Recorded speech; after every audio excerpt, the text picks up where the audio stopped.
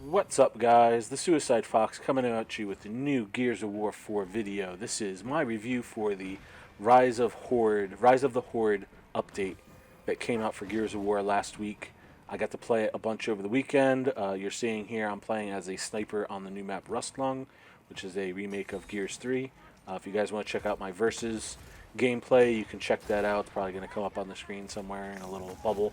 But you can go check that out if you want to see some versus gameplay. But this is Horde gameplay.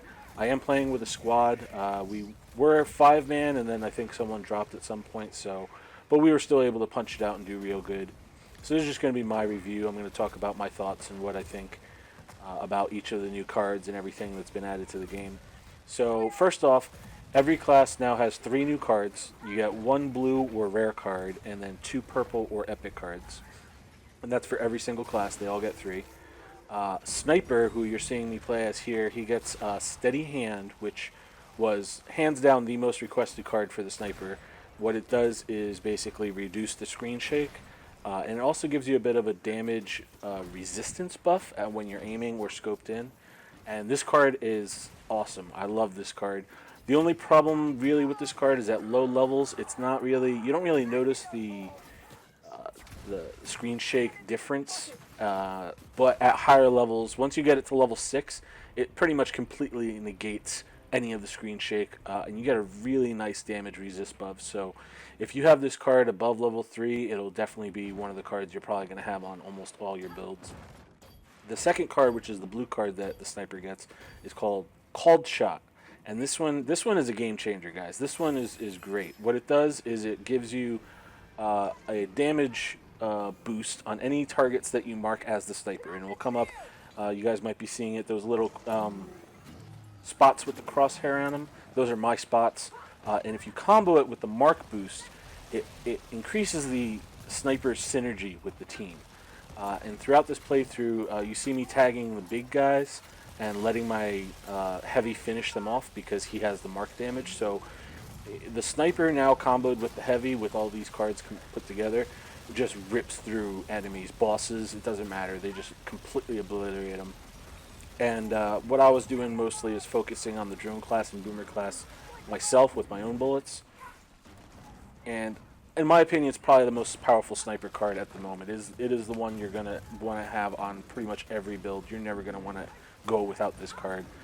It does not combo with the radar ping, which is unfortunate, but it does combo with Mark Boost, which is a huge, huge thing.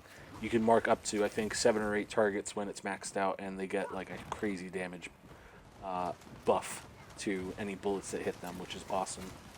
The third sniper card is called Magic Bullet, and I haven't really used it, but I think if you combo it with the explosive headshot, it could be really powerful. It's probably a lot better if you're one of those people that's like a montage sniper that can land a lot of collaterals consistently. Try and say that 3 times fast. And it's probably best if you're trying to kill bosses by sniping through like a drone or something, because the bosses are big targets. And it can stack up to 3 times, but I don't think that would actually really happen that often, because just lining up that many headshots in a row, even in Horde, is still like kind of lucky just to get 1. So it's one of those cards where if you're like an amazing sniper, you could probably maximize it, but otherwise it might not be one of the better cards. Moving on, so the heavy gets a card called Thick Skinned, which means that they take reduced damage from explosives, and this could be really useful if you want to play like real fast and loose with the salvo and not want to kill yourself with it. That seems to be a common thing if you're a heavy. You know, someone runs in front of you and you blow yourself up.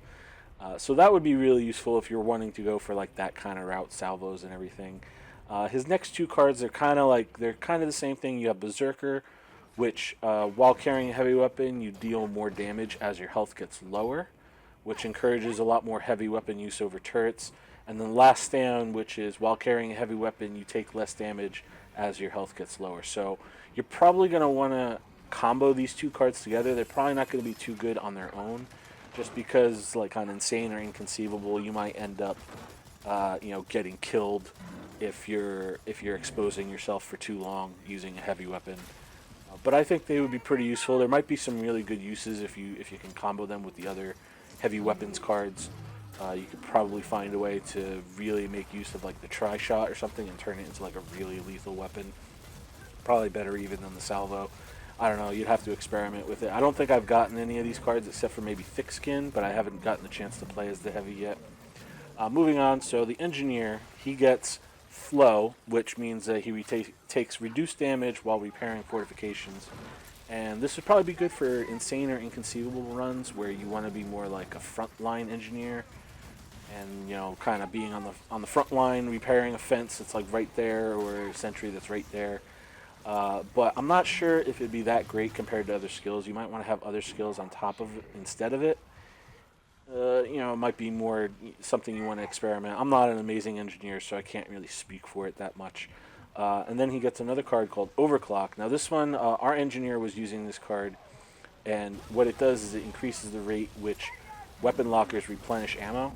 And it was really good. It was up to, she said, plus 55%, which meant that I could put my empty sniper rifle on it, and in about 20 seconds I have a full sniper rifle. So that's really good for heavies and really good for snipers.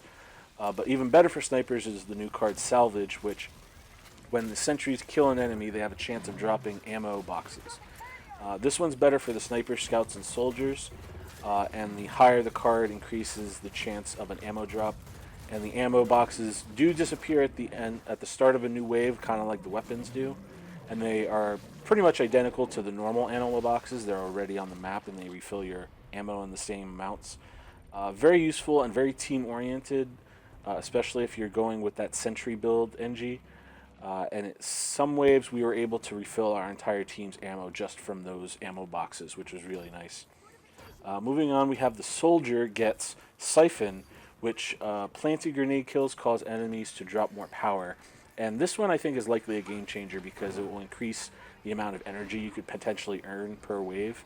I haven't unlocked it myself, but I think people are confused by this. So it says grenade plants, but in the video the released video, the teaser trailer, they show someone tagging an enemy directly and getting a damage buff. So I can't confirm, but it looks like grenade plants and tags count as for this card, and you'll get more energy on it.